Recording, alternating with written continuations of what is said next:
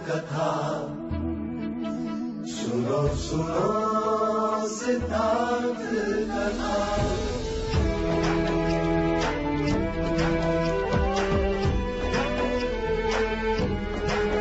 संसार में दुख का कारण क्या, संताप शोक का निवारण क्या। संसार में दुख का कारण क्या, संताप शोक का निवारण क्या। इस खोज में सब कुछ त्याग दिया, हर वैभव से वैराग लिया। वो सृष्टि से संयुक्त हुए, सिद्धार्थ से गौतम बुद्ध हुए।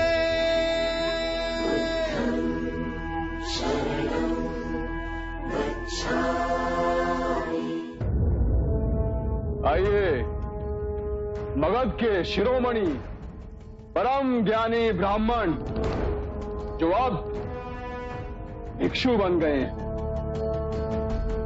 बड़ा खेद हुआ आपका ये परिवर्तन देख। महाराज, यदि आप मेरी दीक्षा से क्रोधित हैं तो मुझे भी खेद है। उतना खेद नहीं जितना हमें है। आपने अपनी पूरी ब्राह्मण जाति को, मगध को, हमें लज्जित किया है और हमारे जले पे नमक छिड़कने के लिए उस बुद्ध के अनुयायी बन गए हैं आप। बुद्ध के सामने शीश अनायास ही झुक जाता है। आपने मगध नरेश के सम्मान के शीश को झुकाया है और अब आपके शीश पर मगध की जवाबदेही बनती। जब मैं बुद्ध से विवाद करने आया तो मैं ज्ञान के अहंकार में था, और जब मैंने बुद्ध का तेज देखा तो मेरे अहंकार का शीश टूट गया और अपमान हुआ हमारा। हमने आपको बुद्ध को पराजित करने के लिए बुलाया था, पर आप ही बुद्ध से पराजित हो गए। महाराज, मैं संघ की शरण में इसलिए नहीं आया कि मैं आपका, जाति का, धर्म का अपमान करूं, किंतु मैं संघ की शरण में इसलिए आया हूं महाराज कि मैं जीवन में कभी परम धर्म के किसी मार्ग को पा सकूं,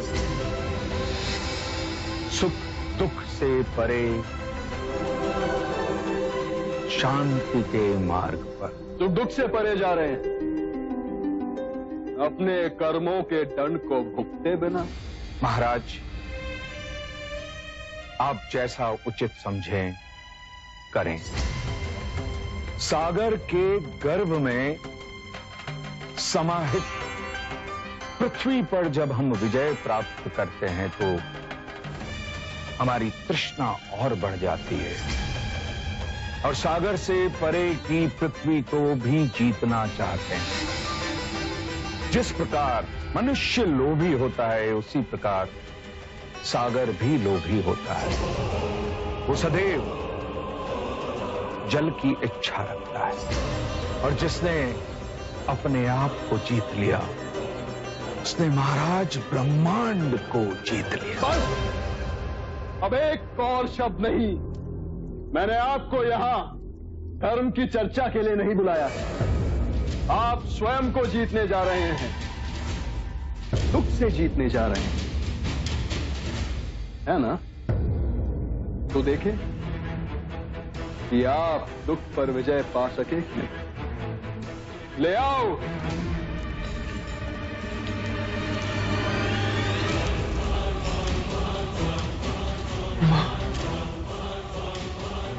पिताजी। तो परम ज्ञानी सोनदान, अभी तक आप अपने सुख और दुख ऊपर नहीं हो सके। आपका दोषी मैं हूं, तो फिर मेरे माता पिता को क्यों दंड दे रहे हो? आपके बुद्ध कहते हैं कि हम सब परस्पर जुड़े हुए हैं, तो दंड आप पाए या आपके माता पिता? अंतर क्या है? हम तो केवल ये देखना चाहते हैं कि दंड का अधिक प्रभाव कहां पड़ता है। मुझे क्षमा कर दे। पुत्र, तुम जी छोटा न करना। तुम जिस पथ पर चले हो उसे सिद्ध हो गया है कि ब्राह्मण वही है जिसे परम ज्ञान प्राप्त करने की सच्ची लगन है। हमारा आशीष सदैव तुम्हारे साथ है। ले जाओ इन्हें।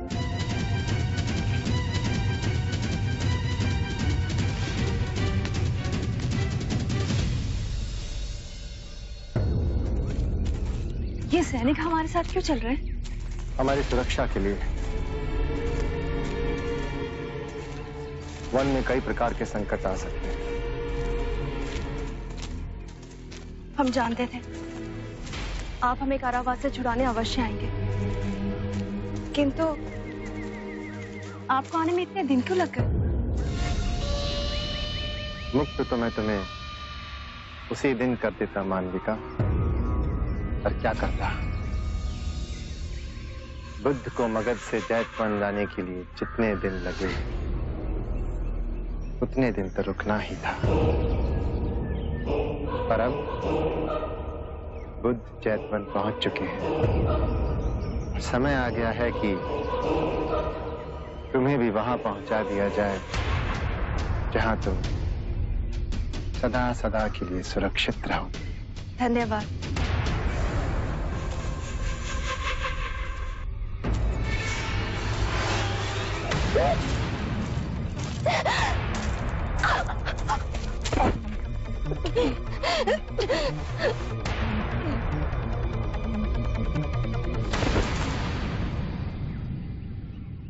जीवित रहकर तुम्हारा उपयोग हमारे लिए समाप्त हो चुका था मालविका, पर तुम्हारा शव हमारे बहुत काम आया था।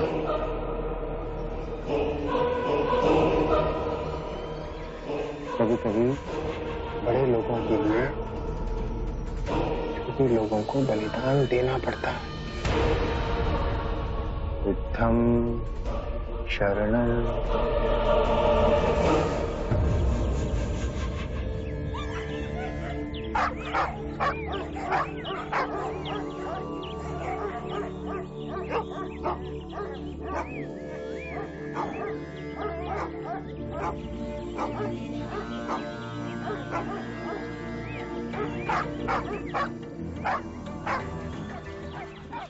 सुबह से इतना शोर मचाया हुआ है, क्या इन पंछियों और श्वानों के कोलाहल से आपका ध्यान भंग नहीं हो रहा? जो ध्यान कोलाहल से भंग हो जाए उसे ध्यान नहीं कहते। क्षमा बुद्ध। कुछ तो है जो इन पंछियों और श्वानों को संताप दे रहा है। जाकर देखो क्या है कुटिया के पीछे जो ये इतने उत्तेजित हो रहे हैं।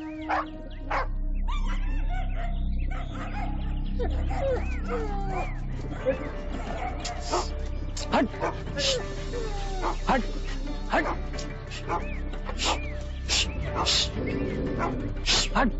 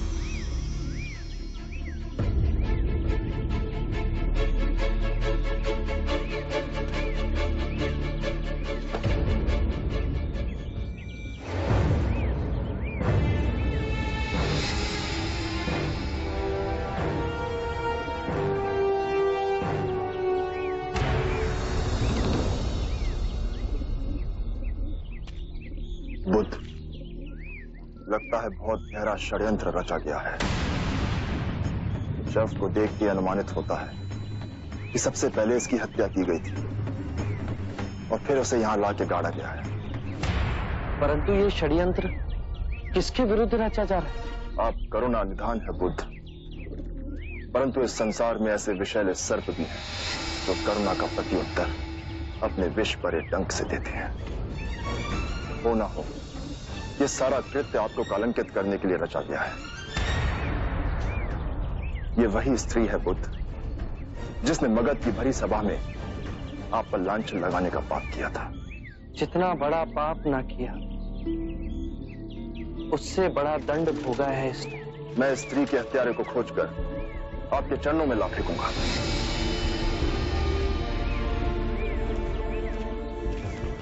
आनंद, इसके अंतिम संस्कार की व्यवस्था की जाए।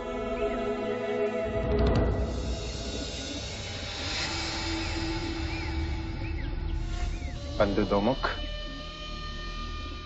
कल प्रातः तक ये बात पूरे गांव में फैल जानी चाहिए। अरे सुनिए सुनिए, क्या हुआ क्या हुआ?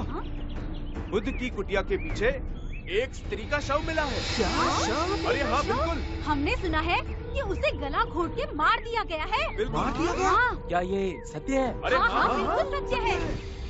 वाह वाह वाह, आ गए मुंह उठा के। हाँ? कैसे भोले बन के खड़े हैं जैसे कुछ हुआ ही ना हो। हाँ हाँ, देखो कैसे मुंह उठा के आ तुम्हें क्या लगता है तुम्हारा पाप छूट जाएगा? ये ढोंगी है और बिल्कुल भी लज्जा नहीं है। चले जाओ यहाँ से, जाओ यहाँ पर। ओम भगवते भिक्षांदेहि।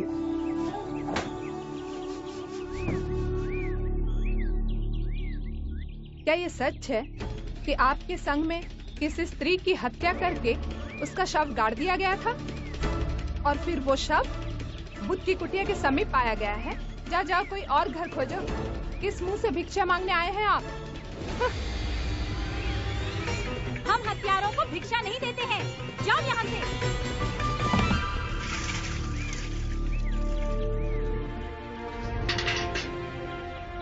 बहुत प्यासे लग रहे हैं, जल लीजिए। लोग तो कुछ भी बात बनाए, हमें बुद्ध पे विश्वास है। रुको, एक बूंद जल न देना इन पाखंडियों को। इस गांव से तुम्हारा दाना पानी उठ गया है। चलो।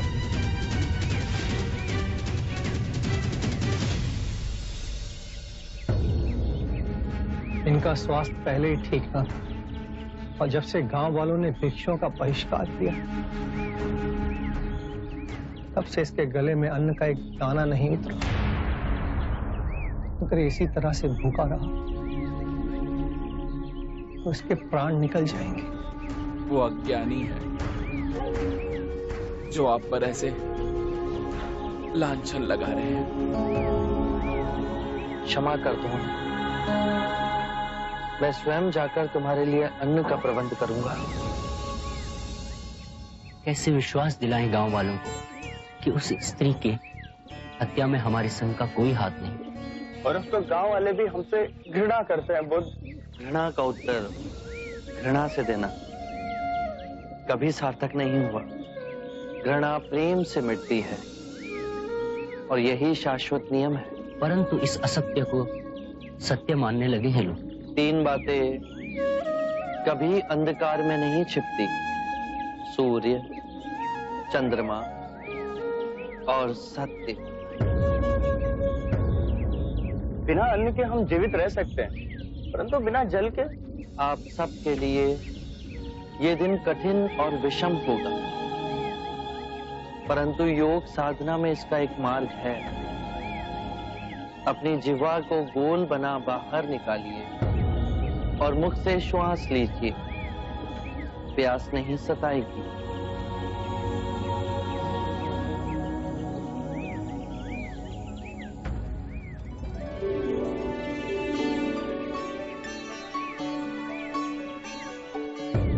ये फलों की टोकरियां कहां से आई? कदाचित हमारे संघ की परिस्थिति की जानकारी पूरे प्रदेश में फैल गई है। क्षमा करना हमें बुद्ध, पहले पता ना था। मार्ग में जो बन पाया ले आए। जिसे बुरा कहते हैं, अगर उसके 10 हाथ हैं, तो जो अच्छा है उसके 100 हाथ हैं। इसे ले जाइए।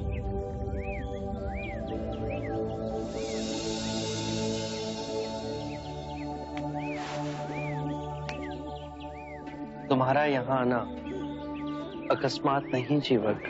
जब बचपन में आपसे मिले तो आपकी छवि अमिट छाप मेरे मन में छोड़ गई। तक्षशिला में पढ़ वैद्य की शिक्षा प्राप्त की है जीवक ने। इतने वर्षों से मन में आपकी ही धुन रही। आपके चरणों में अपनी विद्या समर्पित करने आ ही रहे थे, ये दुखद समाचार हमें मिला। हमसे जो बन पाया ले आए। आभार तुम्हारा, पर अपने जीवन की सबसे अनमोल निधि जीवक को तुम स्वयं ले आई। ये शुभ है। एक माँ अपने पुत्र को ऐश्वर्य का मार्ग छोड़ संन्यास के मार्ग पर स्वेच्छा से लाए, ये बहुत सराहनीय है आम्रपाली। किसी अदृश्य डोर ने आपको हमसे बांधा है प्रभु। जीवक की परम इच्छा थी कि अपने आयुर्वेद के ज्ञान को संघ की सेवा में लगाएगा। चिकित्सा की यहाँ अधिक आवश्यकता होगी, यदि आप इसे स्वीकारें।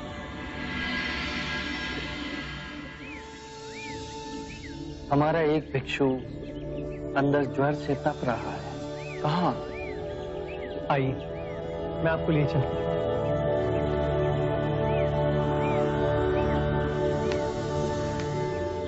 आम्रपाली, भिक्षुओं के लिए अन्न जल का प्रबंध कर। तुमने महान कृत्य किया है, परंतु संघ को एक वैद्य देकर संकट के समय तुमने हमारी सहायता की है आम्रपाली।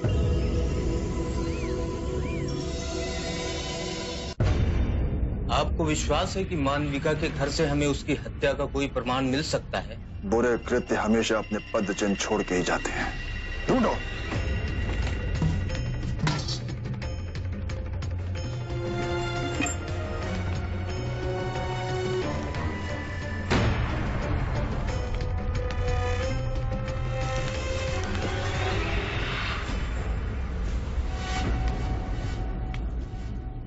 इतना कीमती हार और इस झोपड़ी में?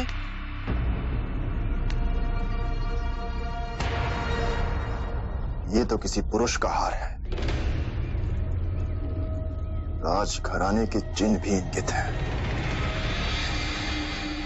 शाक के राज परिवार का चिन्ह।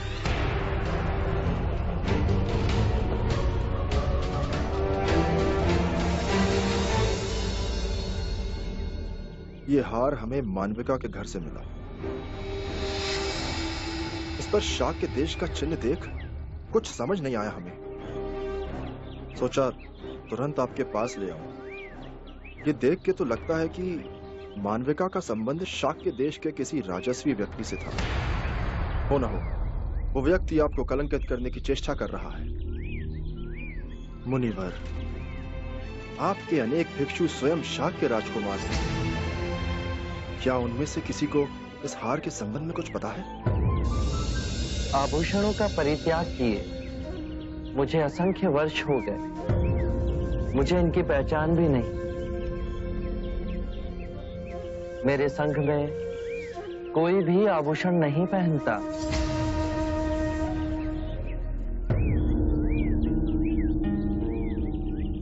एक बात और मुनिवर, हमने मानविका के आसपास रहने वाले लोगों से भी पूछताछ की। एक ने बताया कि लगभग 1 वर्ष पूर्व एक राजस्वी व्यक्ति मानविका के साथ रात्रि में उसके घर गया था। बुद्ध, ये बात और स्पष्ट कर देती है, ये सारा कृत्य रचा गया है आपको और भिक्षुओं को कलंकित करने के लिए। इस दुखदपूर्ण घटना से आपका कोई संबंध नहीं है। ये सुनकर महाराज प्रसन्नजीत अत्यंत ही प्रसन्न होंगे। मैं कल से ही आसपास के सारे गांव में ढोल पिटवाते हुए संदेश भिजवाऊंगा कि बुद्ध और उनके सारे भिक्षु निर्दोष हैं। आपके संघ को लेकर लोगों ने जिस प्रकार का विष उगलना शुरू कर दिया है, अब उसे समाप्त होना चाहिए।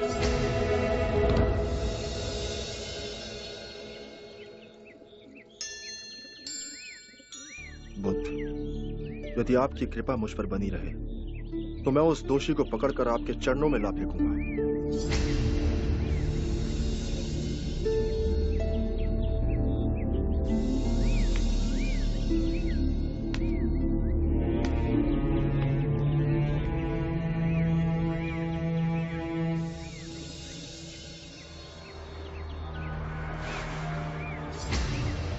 बुद्ध, 1 वर्ष पहले हमारे संग में शाक्य कुल से दीक्षा लेने वाला तो एक ही व्यक्ति है, देवदत्त। मुझे लगता है कि इस कृत्य के पीछे देवदत्त का ही हाथ है। क्या तुम्हारे पास कोई प्रमाण है कि ये कार्य देवदत्त ने किया है? नहीं। तो फिर देवदत्त पर संशय मत करो। सत्य कभी छुपाया नहीं जा सकता। और यदि ये घटनाक्रम देवदत्त के द्वारा घटित हुआ है तो सबसे अधिक मुक्ति की आवश्यकता देवदत्त को है। और यदि देवदत्त अपराधी है तो उसका अंतर्मन उसे कठोर दंड देगा और वो इस पीड़ा से बचना चाहेगा। जिस प्रकार अंगुलीमाल का रूपांतरण अहिंसक में हुआ, उसी प्रकार देवदत्त का भी होगा। मनुष्य केवल अपनी अंतरात्मा को जगाने से बदलेगा।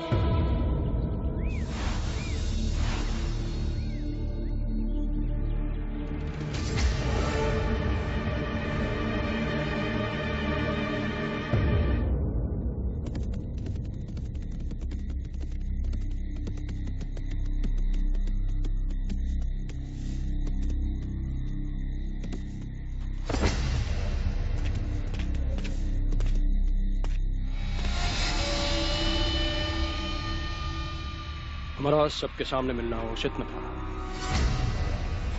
तुम्हारा संदेश पाकर मैं समझ गया था।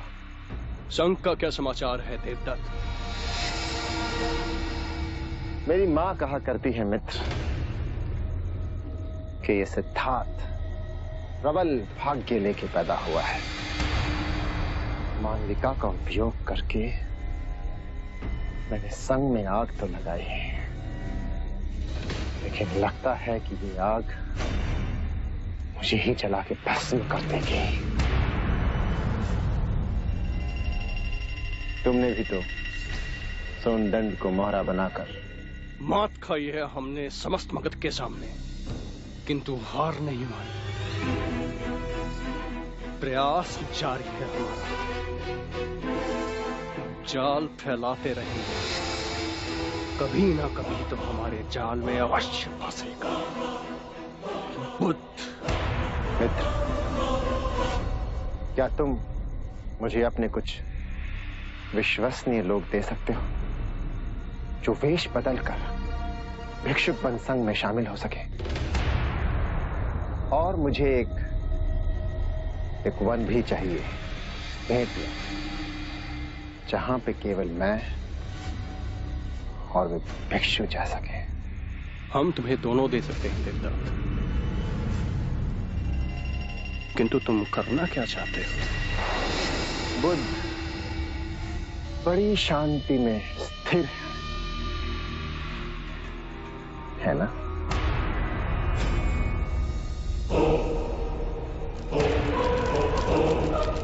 जब संघ में आग लगेगी और चारों ओर से बुद्ध को घेर लेगी, तब देखते हैं कि शांति कैसे स्थिर रहती है।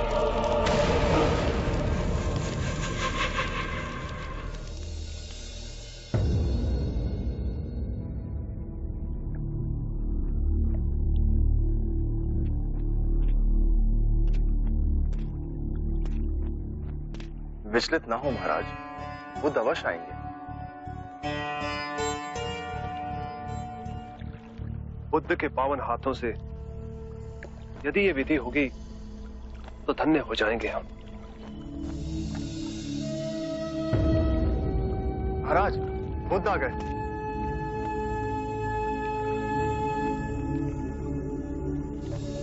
प्रणाम। एक विनती है आपसे। कहिए राजन। पिछले कई दिनों से मेरे स्वप्न में तेरे पिताश्री आ रहे हैं।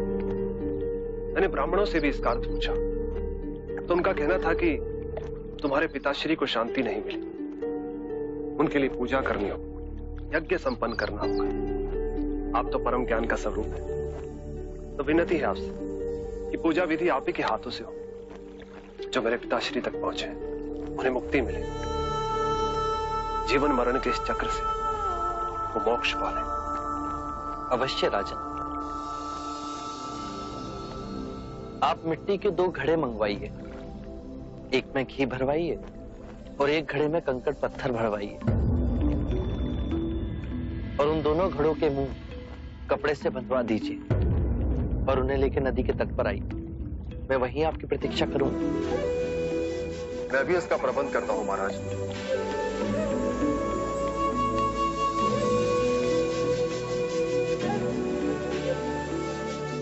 महाराज, अब आप इन दोनों घड़ों को पानी में डाल दीजिए।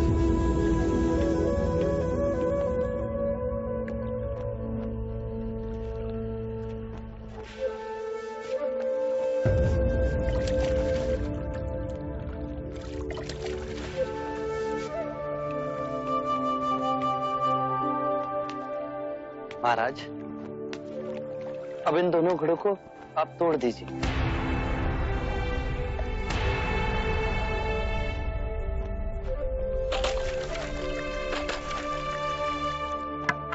महाराज, अब आप ध्यान से देखिए कि ऊपर उठ पानी पर तैरने लगा।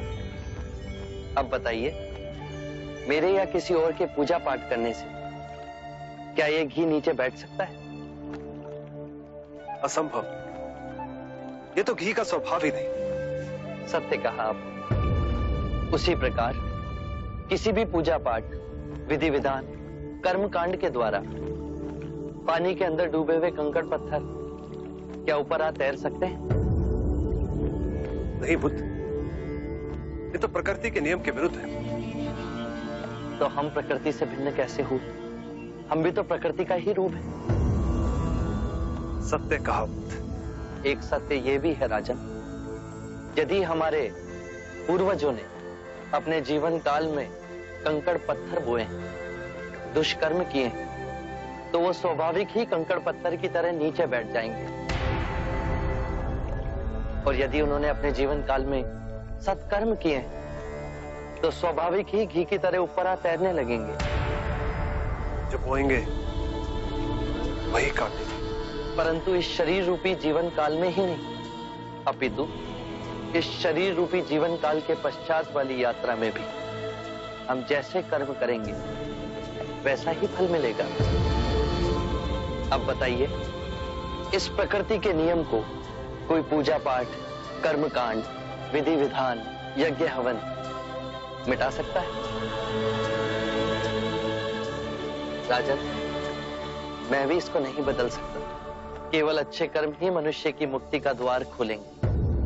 ये कैसी तलवार है आपके हाथ में, जो एक क्षण में सारे झूठ काट केवल ज्ञान को प्रकाशित करती है। ना जाने कितने जन्मों और भटकता में यदि आपकी कृपा ना होती, इस एक क्षण में आपने अपनी अदृश्य तलवार से मेरे अहंकार का सर भी काट दिया। धन्य है प्रभु।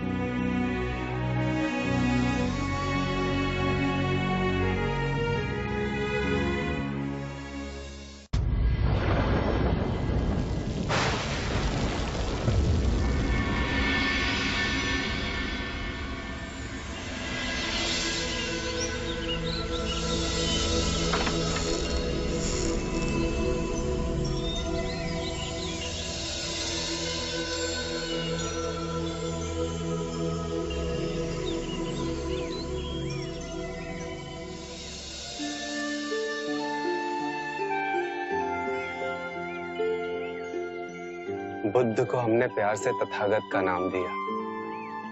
72 वर्ष की आयु हो गई है, पर क्षिप्त आत्माओं को ज्ञान का जल पिलाने वे हर दिवस आते हैं।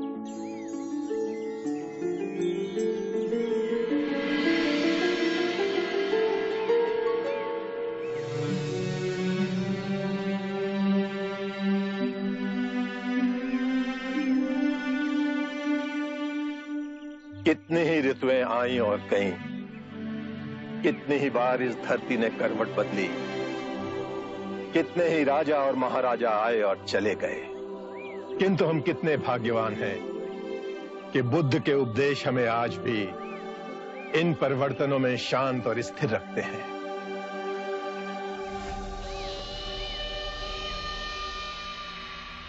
जिस बात पे आप इतना गर्व कर रहे हैं, उस बात ने मेरी चिंता को और तीव्र कर दिया है महाकश्यप जी।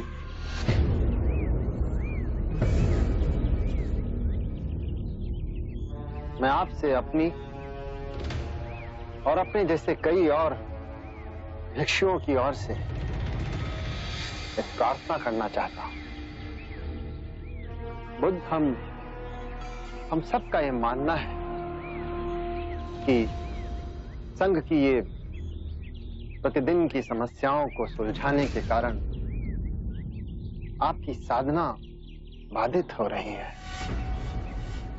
साधना की नई पद्धतियां, नए मार्ग को खोजने में बड़ी कठिनाई हो रही है। और वैसे भी पिछले कुछ वर्षों में जो घटनाएं घटी हैं, संघ में उभरे मतभेद, स्त्रियों का संघ में प्रवेश, मानविका की घटना, इन सब ने कहीं ना कहीं आपको बड़ा कष्ट पहुंचाया है, बड़ा दुख हुआ है आपको इनसे। और वैसे भी पिछले कुछ माह से आपका स्वास्थ्य पहले जैसा नहीं रहा। आप जो कहना चाहते हैं आप उस पे आए। अवश्य। मैं केवल ये कहना चाहता हूं कि बुद्ध को अब विश्राम की आवश्यकता है। इन्हें अपना शेष जीवन शांतिपूर्ण तरीके से जीना चाहिए। ये संघ की प्रतिदिन की कलह से आप इन्हें अब मुक्त करें। आप अपना मत बताइए देवदत्त। बुद्ध के विषय में कृपया अपने अनुमान मत लगाइए। बुद्ध, मेरा ये मानना है कि आपको संघ के संचालन में अब कष्ट होने लगा है। आप स्वयं को अब इस कार्यभार से मुक्त करें, निवृत्त हो।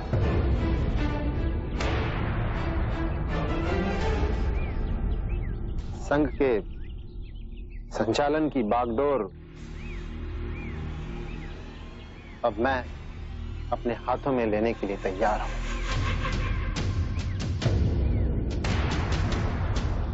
सभी भिक्षुओं के नेतृत्व का बेड़ा मैं उठा लूंगा, आप निश्चिंत रहिए। हमारे लिए विचार ही असहनीय है कि बुद्ध के अलावा संघ का कोई और चालक हो।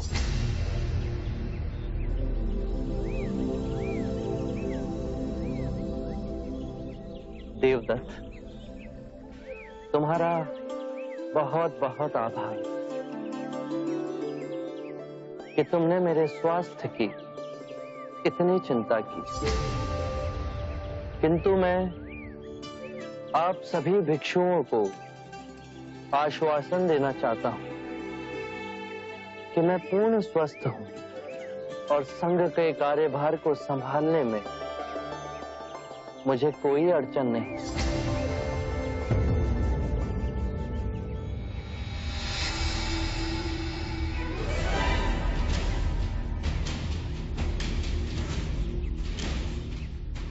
देखिए आप बुद्ध, और केवल यही नहीं, इनके अलावा और भी बहुत से भिक्षु हैं बुद्ध जो मेरी बात से सहमत है।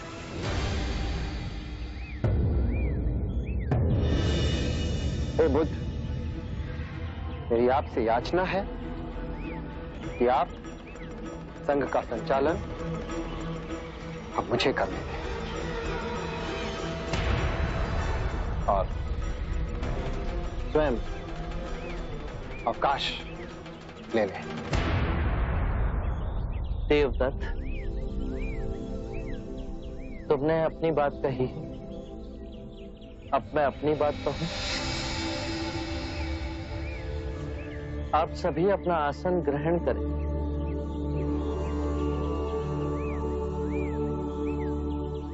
देवदत्त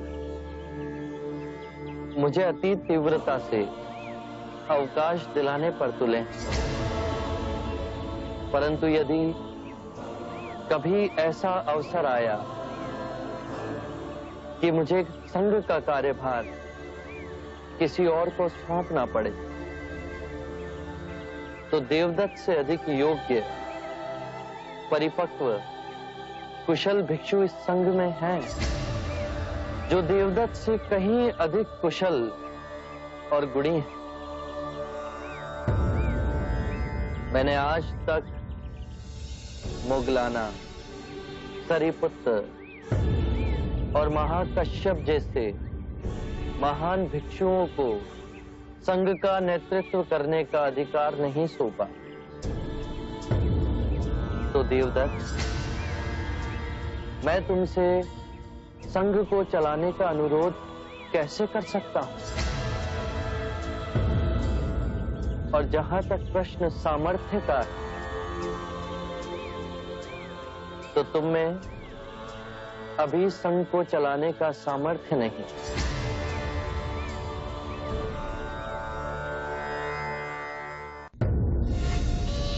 देवदत्त जी, दिल छोटा मत कीजिए। संघ की बागडोर इतनी आसानी से हाथ में नहीं आएगी। अंत में निकला तो वही ना। बुद्ध भी सामान्य मनुष्य की भांति सत्ता के लालची ही निकले। अपना आसन किसी दूसरे को देने में संकोच कर रहे हैं। ये बुद्ध जब सिद्धार्थ थे ना, तब भी इनकी मनोवृत्ति बिल्कुल ऐसी थी। सच में? और क्या, तब भी हर बात पे ये प्रतिद्वंद करने की इनकी महान प्रवृत्ति है, ऐसी थी जैसे मेरी हर बात का विरोध करने के लिए महान पुरुष धरती पर अवतरित हुए। वो कहते हैं सिद्धार्थ बुद्ध हो गए। आश्चर्य। लक्षण तो आज भी वही है, वही के वही सिद्धार्थ के। ये तब भी मेरा शत्रु था, ये आज भी मेरा शत्रु ही है। लेकिन अब इसकी मनमानी चलने नहीं दूंगा, नहीं चलने दूंगा। तेरी मनमानी।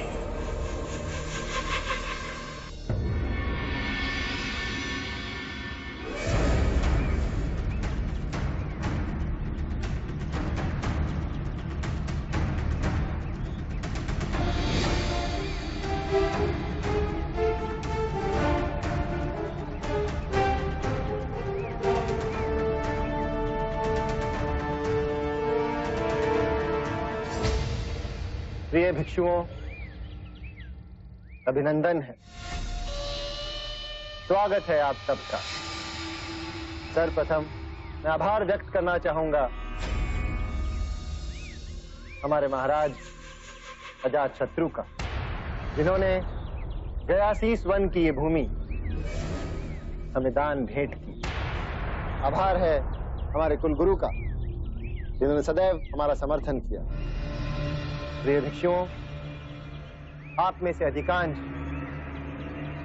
मेरे द्वारा ही दीक्षा प्राप्त है।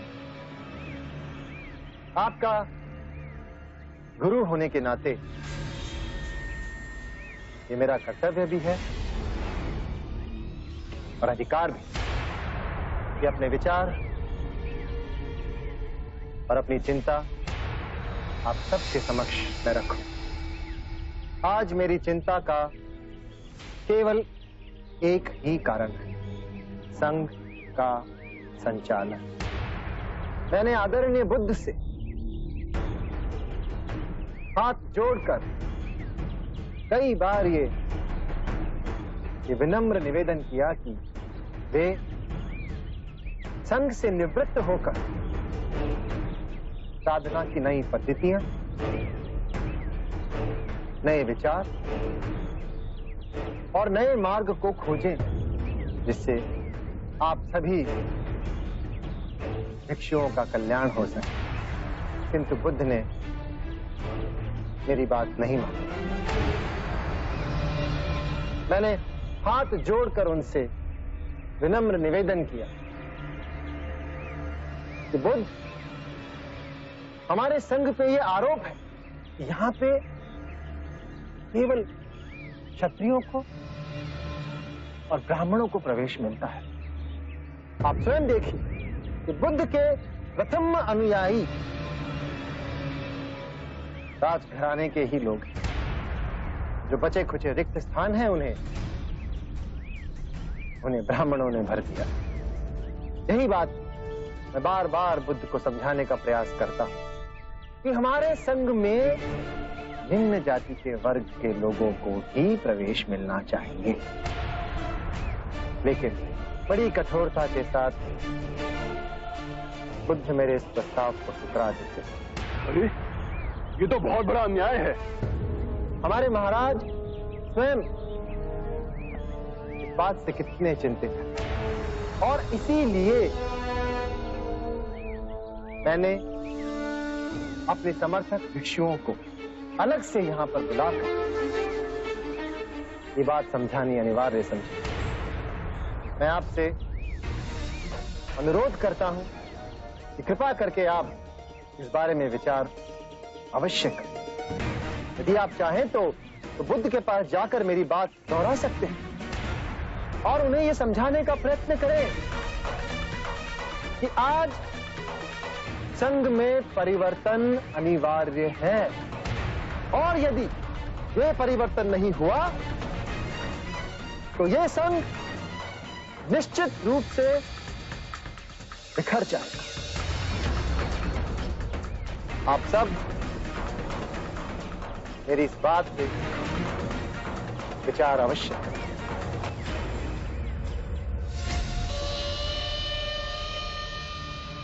महाराज, ये देवदत्त भिक्षुओं को इकट्ठा करने की अपनी चिंता जता रहा है या फिर उन्हें बुद्ध के विरुद्ध इकट्ठा कर रहा है? कुलगुरु, इसे ही राजनीति कहते हैं। बस एक बार इस फूट की सूचना हर संघ में गूंज जाए, फिर देखते ही देखते बुद्ध का संघ टूट के बिखर जाएगा। आरंभ हो गई निर्वाण प्रथा, सुनो सुनो ये बुद्ध कथा।